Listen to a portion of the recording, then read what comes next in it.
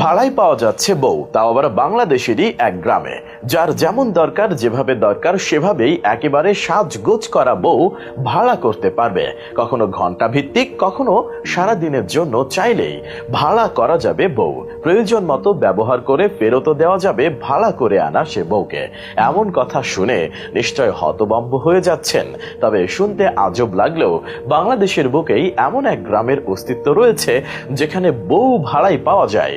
এমন গ্রামের কথা কিছুটা অদ্ভুত বটে, তবে মোটেও কোনো গালগপ্প নয়। এখানে বউ লেনদেনের কারবার হয় একেবারে নগদ টাকা গুনে। কিন্তু কোথায় আছে আজব এই গ্রাম, সে কথা কি কেউ জানেন? বাংলাদেশের গাজীপুর জেলা শহর থেকে 7 কিলোমিটার দূরে অবস্থিত এই গ্রামের নাম ভাদন।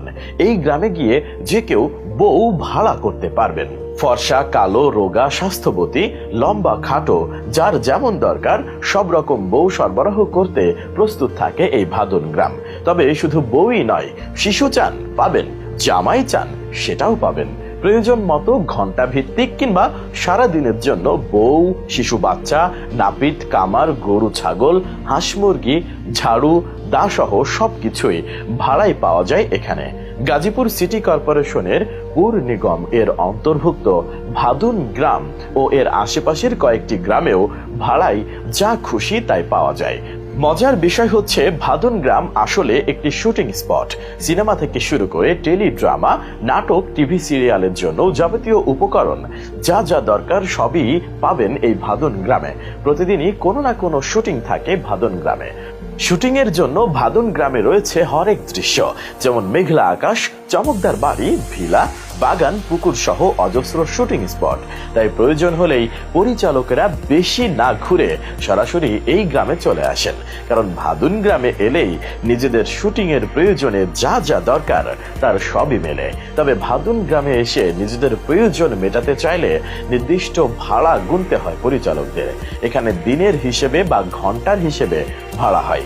গ্রামবাসী শুটিং স্পটের মালিক ও পরিচালকেরা জানিয়েছেন, শুটিং এর প্রয়োজনে ঘন্টা ভিত্তিক কিংবা সারাদিনের জন্য সবকিছুই ভাড়ায় পাওয়া যায় এখানে। জানা যায়, বহু বছর ধরে নিত্য প্রয়োজনীয় দ্রব্য বা আসবাবপত্র ভাড়া পাওয়ার রীতি চালু আছে এই ভাদুন গ্রামে। বিশেষ করে 90 এর দশক থেকেই ভাদুন গ্রামে শুরু হয়েছে নাটক, সিনেমার জন্য নিয়মিত শুটিং এর কাজ। প্রকৃতপক্ষে এই এলাকার মানুষ বিষয়টিকে পেশা হিসেবে বেছে নিয়েছেন। তাই রোজই গ্রামে থাকে ব্যস্ততা। গ্রামের বাসিন্দারাও সদা তৈরি থাকেন, কাজের ডাক আসতে পারে যে কোনো সময়। গ্রামটি পরিচালনার দায়িত্বে থাকা কর্তৃপক্ষ জানায়, নাটক বা সিনেমার শুটিং এর জন্য সবকিছুই ভাড়ায় পেয়ে যাবেন এই ভাদুন গ্রামে।